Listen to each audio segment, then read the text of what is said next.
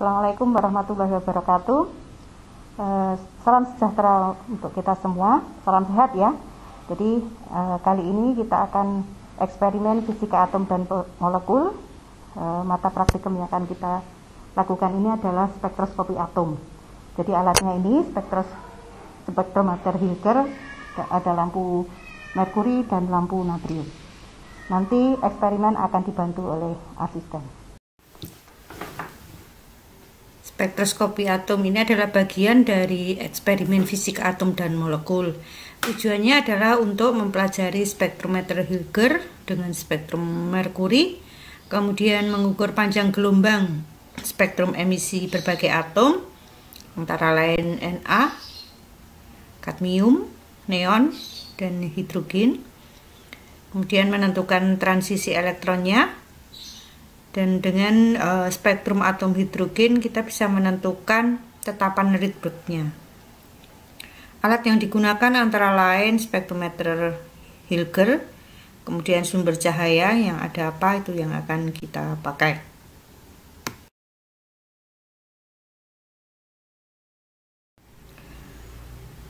Sebagai dasar teorinya adalah sebagai berikut. Jadi tingkat-tingkat energi itu kan terkuantisasi. Di setiap orbit akan bersesuaian dengan energi elektron yang berbeda.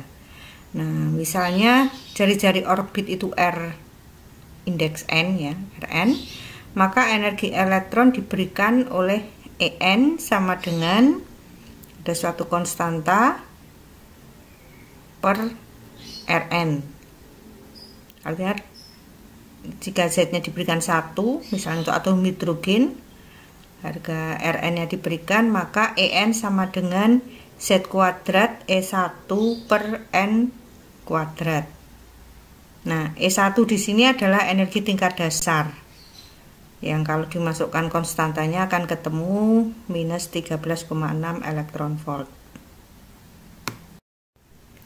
Energi elektron terendah biasanya disebut E1, kadang-kadang juga E0. Itu adalah energi tingkat dasar. Kemudian E2, E3, E4 dan seterusnya disebut sebagai energi eksitasi. Sedangkan energi ionisasi adalah energi yang dibutuhkan untuk melepaskan elektron dari ikatannya ya. Jadi dibutuhkan energi sebesar 13,6 elektron volt tadi untuk hidrogen ya. Jika elektron pindah dari keadaan awal, katakanlah itu Ni-nya lebih tinggi, ke keadaan akhir misalnya NF yang lebih rendah, maka akan dipancarkan suatu foton, sehingga energi foton yang dipancarkan akan sama dengan energi awal dikurangi energi akhir. Energi foton sama dengan Hnu atau Hf di sini.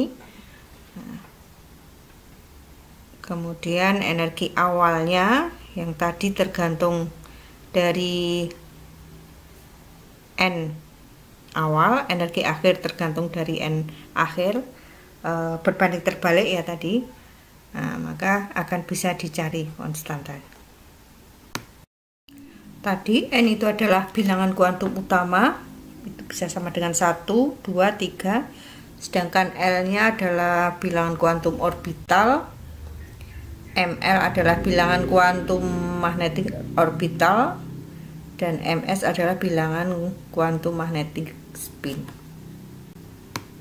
Tadi sudah disebutkan ketergantungan tenaga atom, aras tenaga atom atau En itu akan berbanding terbalik dengan N-nya, bilangan kuantumnya. Nah, yang lain adalah konstantanya, ada tetapan Rydberg, ada tetapan Planck, kemudian ada kecepatan cahaya, ada nomor atom. Nah, nanti di dalam eksperimen ini kita akan melihat kaitan antara tenaganya dengan N-nya, dengan aras apa tenaga itu, pada panjang gelombang berapa dan sebagainya. Agar elektron pindah dari suatu aras tenaga ke aras tenaga yang lain, maka harus diikuti aturan seleksi yang ada. Aturannya adalah delta L itu sama dengan plus minus 1 dan delta ML-nya sama dengan 0 dan plus minus 1. Nah, perpindahan elektron dalam atom itu ke arah tenaga yang lebih tinggi dapat terjadi dengan menyerap tenaga dari luar. Nah, tenaga dari luar itu bisa berupa panas, bisa juga tenaga radiasi, bisa juga tenaga kinetik.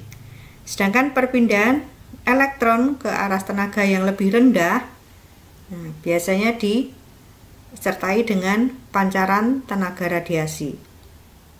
Nah, radiasi atau gelombang elektromagnetik yang dipancarkan itu misalnya berpindah dari aras tenaga dengan bilangan kuantum n ke aras tenaga dengan bilangan kuantum m, di mana m lebih kecil daripada n, akan mempunyai angka gelombang yang dapat ditulis itu di situ seperti nu ya, atau sama dengan 1 lambda sama dengan Rz kuadrat dikalikan 1 m kuadrat dikurangi 1 n kuadrat.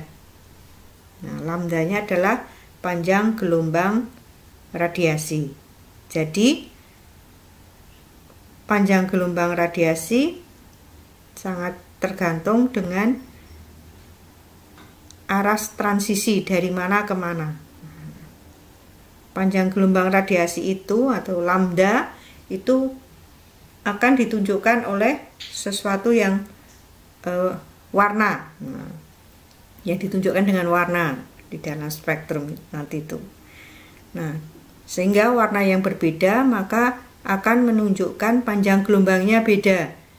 Artinya bahwa transisinya dari mana ke mana berbeda. Gitu.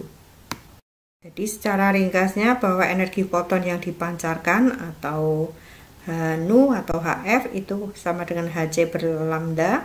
Jadi berbanding lurus dengan frekuensinya, berbanding terbalik dengan panjang gelombangnya.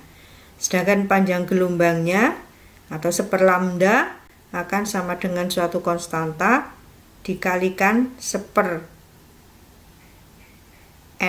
nf bisa ya, nf kuadrat dikurangi 1 ni kuadrat, atau dengan mn tadi 1 m kuadrat minus 1 n kuadrat. Jadi tergantung mau pakai n awal, n akhir, atau m dan n. Nah, tergantung kesepakatan ya. Jika digambarkan transisinya seperti ini, jadi elektron dari tingkat yang lebih tinggi ke tingkat yang lebih rendah. Nah, makanya di sini akan memancarkan foton yang gelombang elektromagnetik tadi. Jadi spektrum emisi suatu atom itu akan memberikan informasi mengenai adanya kuantisasi dan aras-aras tenaga elektron di dalam atom. Artinya bahwa warna tertentu mewakili panjang gelombang tertentu, yang berarti mewakili perpindahan dari aras tertentu. Di dalam spektrometer Hilger ini sudah dilengkapi dengan skala bacaan yang menunjukkan berapa nilai panjang gelombang spektrum yang diukur. Satuannya dalam nanometer. Nah, sebagai kalibrasinya akan digunakan spektrum merkuri atau Hg, yang mana panjang gelombangnya ada beberapa, tetapi yang sering kita pakai adalah lambda hijau, besarnya 5460,5 angstrom. Artinya di dalam skala bacaan di spektrometer Hilger nanti akan tertulis 546 karena satuannya nanometer. Nah, jadi setelah hijau nanti dipasang pada panjang gelombang yang sudah ditentukan ini, maka warna yang lain akan dibaca di sana. Dipaskan warna yang misalnya merah, nanti ketemunya berapa. Warna yang kuning ketemunya berapa. Nah, itu nanti akan dibuat grafik kalibrasinya. Skema peralatannya bisa digambarkan sebagai berikut ya. Jadi di sini ini namanya spektrometer Hilger. Kemudian di sini ada teropongnya, ada skala bacaannya, kemudian ada lampunya. Lampunya ini bisa diganti-ganti, artinya bisa lampu hidrogen, bisa lampu merkuri, bisa neon, bisa juga helium atau lampu yang lain. Dan di sini ada prisma, ya. Jadi sinar datang dari lampu, kemudian dilewatkan prisma, akan dibelokkan, pantulkan, kemudian masuk ke teropong, dan mata kita akan melihat di sini lewat teropong. Tetapi dengan kemajuan teknologi, kita bisa sambungkan dengan laptop sehingga bisa melihat di laptop, tidak nginceng-nginceng lagi ya. Nah, caranya mengkalibrasi spektrometer ini adalah dengan cara menghimpitkan benang hitam yang ada pada teropong ya, dengan garis spektrum yang kelihatan. Nah, tadi kan di setel pada lambda hijau yang besarnya 546 nanometer. Nah, jadi benang hitam itu harus berada pada tengah-tengah dari lambda hijau itu. Nah, kemudian eksperimennya adalah mencocokkan lambda yang lain. Jadi ketika ketemu warna merah misalnya, berapa dibaca. Nah, kemudian warna yang lain semuanya warna. Nah, itu dicari. Gitu. Jadi secara ringkasnya eksperimen ini adalah pertama tadi adalah mengkalibrasi spektrum merkuri. Kita pakai sebagai standarnya adalah lambda hijau, kemudian lambda yang lain diukur. Nah, setelah itu selesai, kemudian lampunya kita ganti, misalnya lampu natrium atau neon atau lampu apa saja yang ada di situ. Nah, kita lihat berapa panjang gelombangnya. Nah, misalnya kita lihat ada warna merah. Merah mungkin tidak hanya satu, mungkin ada merah 1, ada merah 2, merah 3, dan seterusnya. Tidak apa-apa dikasih label 1, 2, 3 dan seterusnya. Nah, kemudian dibaca berapa panjang gelombangnya. Nah, setelah itu selesai dapat data, nanti data itu silahkan dicocokkan dengan diagram energi level. Atau ada tabelnya. Di diagram energi level itu sudah ada, misalnya untuk neon panjang gelombang sekian. Nah, itu transisi dari mana ke mana. Nah, transisi dari mana ke mana ini. Jadi itu akan terjawab. Oh, transisi dari misalnya N-nya 2 ke N-nya 1. Nah, itu akan terjawab di sana. Jadi dicocokkan. Itu. Nah, sebagai contoh di sini di dalam tabel ini, jadi itu ada satu paper, ya, judulnya itu pengarangnya di situ ada salah satu, nah, misalnya merkuri, bisa juga sodium, ada juga yang khusus sodium, nah, ada juga yang energi level merkuri, ada juga yang energi level sembarang. Nah, silahkan dicocokkan sana.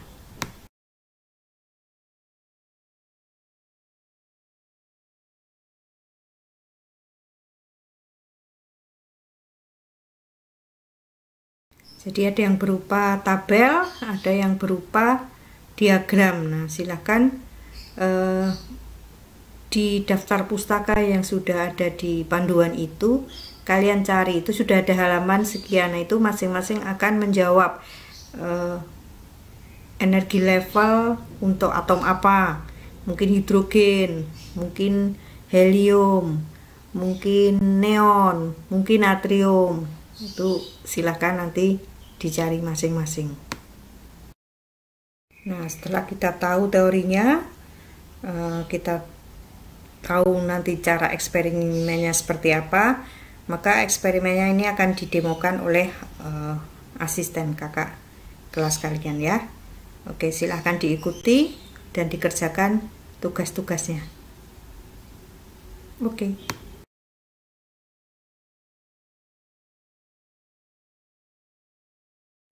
Perkenalkan, nama saya Ristia Viviana. Di sini saya akan menjelaskan terkait praktikum spektroskopi atom. Untuk alat dan bahannya sendiri, untuk praktikum spektroskopi atom terdiri dari spektrometer Hilger, dan juga sumber cahaya. Untuk spektrometer Hilgernya, di sini terdiri dari teropong untuk membaca cahaya tampaknya. Kemudian ada prisma di sini untuk membelokkan cahayanya. Kemudian ada skala baca untuk membaca skala dari panjang gelombang cahayanya. Kemudian untuk sumber cahayanya, yang pertama ada sumber cahaya merkuri dan yang kedua ada sumber cahaya natrium. Untuk pengambilan datanya, yang pertama yaitu untuk menentukan konstanta kalibrasinya. Untuk menentukan konstanta kalibrasi digunakan sumber cahaya merkuri, di mana kita akan menghitung panjang gelombang dari cahaya tampak dari sumber cahaya tersebut.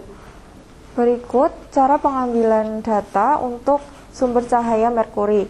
Yang pertama kita akan mencari cahaya tampak, yaitu berwarna hijau, dengan cara memutar skala bacanya hingga muncul warna hijau. Setelah muncul warna hijau, kita akan menempatkan cahaya tampak tersebut di tengah-tengah garis vertikal pada teropong. Setelah posisinya berada di tengah, kemudian kita akan membaca skala bacanya, yaitu 5465 Armstrong. Kemudian kita akan mencari cahaya tampak lainnya dengan memutar skala bacanya hingga menemukan cahaya tampak yang kedua, dan seterusnya hingga tidak ada lagi cahaya tampak yang terbaca. Kemudian yang kedua yaitu untuk menentukan panjang gelombang spektrum atom, dan yang ketiga menentukan tetapan Rydberg. Untuk percobaan kedua dan ketiga ini digunakan sumber cahaya natrium. Jadi sumber cahayanya kita ganti dengan sumber cahaya natrium. Kita letakkan lurus dengan teropongnya. Setelah lurus, kemudian kita akan mencari cahaya tampak dari teropong yang sudah disambungkan dengan PC. Setelah itu kita akan mencari cahaya tampak dari sumber cahaya natrium dan kemudian akan dicatat panjang gelombangnya. Setelah semua cahaya tampak diperoleh panjang gelombangnya, panjang gelombang yang diperoleh dari praktikum akan dibandingkan dengan panjang gelombang dari referensi. Mungkin sekian penjelasan dari praktikum spektroskopi atom. Sekian dan terima kasih.